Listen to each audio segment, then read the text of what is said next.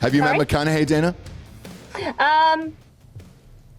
No, I don't believe so. I mean, I don't know if meeting somebody in a green room several years ago counts. I don't think he would remember that.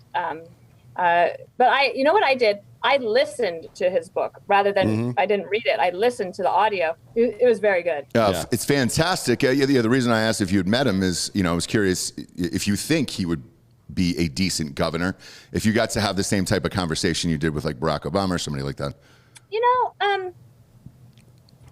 It's interesting. A lot of people, for example, do you remember when Arnold Schwarzenegger ran for governor of California? I lived there throughout his entire. Ronald Reagan. Yeah.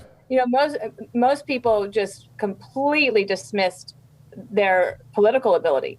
Reagan, I thought, was a lot different. Reagan had actually been in politics and had been elected several times for certain things, so he had some more experience. But Arnold Schwarzenegger, he served 2 terms as governor, and I think that if you're a driven person to succeed in whatever it might be, and for Arnold Schwarzenegger, he's got a great story about how he decided that he was going to be the best, and that was what he was going to do. And then so whatever he puts his mind to, he tends to succeed.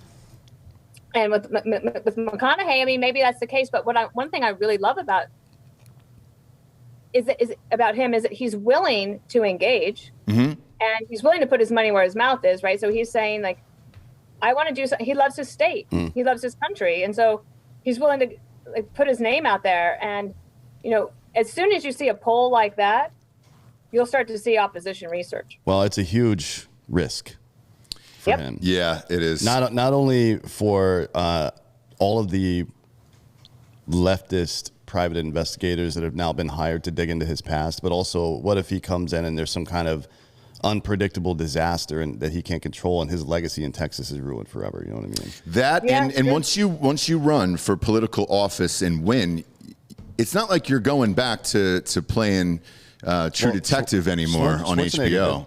Well, he made that movie with Johnny Knoxville. Yeah, it was terrible. But it's tough to go back and hide into roles anymore after becoming that famous, especially politically, because everybody knows everything about you. Your beliefs and everything else are out there into the world. I don't see him doing it. Maybe 20 years, something like that, but not now.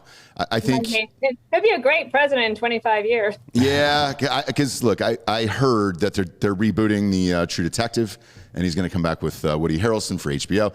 He's got Did you like that show? too much going on. The very first season was great. The second season was off the rails, and the third one was bad as well. Yeah, but everybody loved the first. I heard he's going to come back and do another one, and he's one of those guys who can pop in and out of comedy and drama pretty seamlessly, and he's a unique talent, and he definitely has a great voice for America and just the common man, if you will, as opposed to like a Bruce Springsteen, where it's like, boy, you're not going to drive that topless Jeep through the dead of winter in the middle of Pennsylvania, my man. So yes, I think he would resonate with people better than somebody else. Now, Schwarzenegger is an interesting case because I lived in California throughout his entire terms.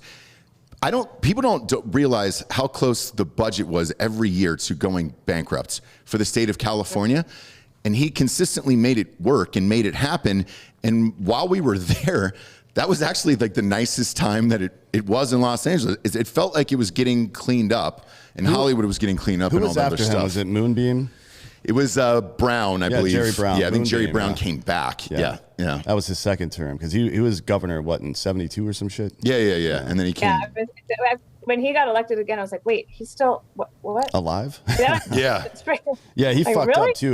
When he was a mayor in the Bay Area, they bought all this Chinese steel to redo the Bay Bridge between Oakland and San Francisco, and beams started popping and rivets started coming out, and they were like, oh, we should probably get American steel.